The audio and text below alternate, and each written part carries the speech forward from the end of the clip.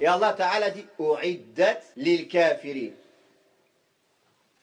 Ceci, il y a plusieurs preuves dedans. Les savants disent, quand Allah Ta'ala dit U'iddat lil kafirin, ça veut dire Khuliqat lil kafirin. Elle a été créée pour les mécréants. Déjà, premièrement, c'est une preuve que l'enfer et le paradis sont des créatures d'Allah. Contrairement aux Mu'tazila, qui ne disent pas que c'est créé. Puis, U'iddat lil kafirin, préparé pour les mécréants. C'est qu'à la base, le feu, il est pour les mécréants. C'est-à-dire qu'un croyant, il n'y restera pas éternellement.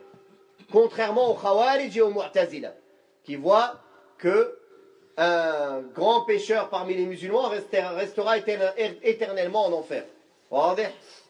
Donc le feu, comme il a été créé et préparé pour les kuffars, les croyants y passent, mais ce n'est pas leur demeure finale. C'est-à-dire pas un croyant qui a fait des grands péchés qui n'arrive pas au shirk. Car si c'est un grand péché qui arrive au shirk, qui le fait sortir de l'islam, ou bien au kufr, alors dans ce cas-là, c'est un kafir comme eux. Il reste éternellement en enfer. Par contre, tous les péchés qui sont doun al-shirk, en dessous du shirk, le shirk majeur, le polythéisme majeur, alors si Allah veut, il les châtiera. Si Allah veut, il leur pardonnera. Mais on sait tous qu'il y aura une partie des musulmans qui passeront par l'enfer pour se purifier. Ceux qui n'ont pas purifié dans ce monde comme péché par le repentir ou par les épreuves qu'ils ont subies et la patience, et Allah il leur a purifié de ces épreuves, de ces péchés. Si la tombe et les châtiments de la tombe n'ont pas suffi encore à les purifier, alors ils méritent d'être purifiés en enfer. Car au paradis, il n'y a que les gens purs qui entrent. Ils méritent d'être purifiés par l'enfer.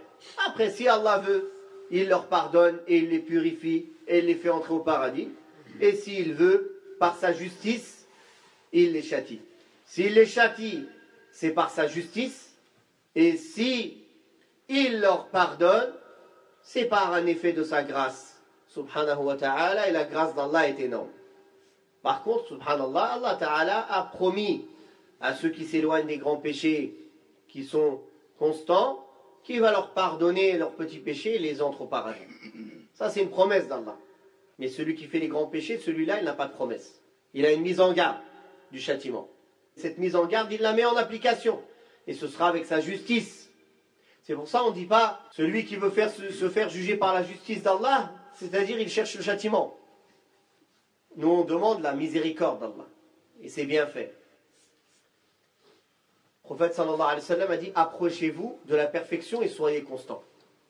Et sachez que personne d'entre vous ne sera sauvé par ses actes seuls. » Ils ont dit « Même pas toi, ô messager d'Allah, même pas toi. » Il a dit « Même pas moi. » Le messager d'Allah, sallallahu alayhi wa sallam, dit « Même pas moi. Je ne peux pas être sauvé par mes œuvres, le meilleur des œuvres. » Il a dit « Sauf si Allah me couvre de sa miséricorde et de sa grâce. » Alors qu'est-ce que vous pensez que le prophète sallallahu alayhi wa sallam, il peut faire pour quelqu'un qui l'a adoré? Si le prophète sallallahu alayhi wa sallam lui-même, il ne peut pas être sauvé que par la grâce d'Allah, qu'est-ce qu'il va faire pour quelqu'un qui est venu adorer le prophète sallallahu alayhi wa sallam? Déjà, le prophète sallallahu alayhi wa sallam, il se désavouera de lui, il le détestera, et il demandera à être loin de lui. Et de toute façon, personne ne peut intercéder en faveur de personne, sauf par la permission d'Allah tabaraka wa ta'ala. Et pour celui qu'Allah a agréé. Et ceci est une grâce qu'Allah fait pour celui qui intercède, pour montrer sa valeur. Mais Allah n'a pas besoin ni des intercesseurs, ni de personne. Subhanahu wa ta'ala.